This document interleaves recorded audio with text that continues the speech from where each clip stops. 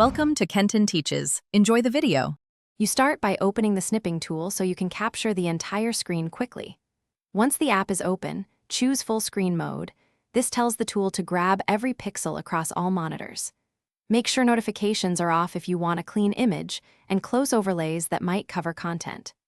If you use multiple displays, decide which monitor is primary. Snipping tool captures the active display when using full screen by default, so set that now. Once you initiate full screen capture, the snipping tool grabs the visible desktop immediately. This is why you prepped overlays.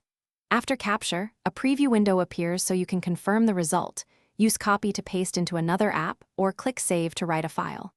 Choose PNG for lossless quality or JPEG for smaller size, then pick a folder and a clear file name so you can find it later. If you want annotations, use the pen and highlighter before saving. You finish by opening the saved image to confirm everything looks right. Check resolution and that no parts were cut off.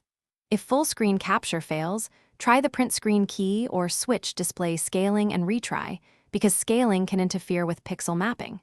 Make sure the snipping tool isn't blocked by security software. If the tool freezes, restart the app or Windows Explorer. On persistent issues, reboot. This resolves most problems and ensures reliable. Thanks for watching. Please subscribe if this video was helpful.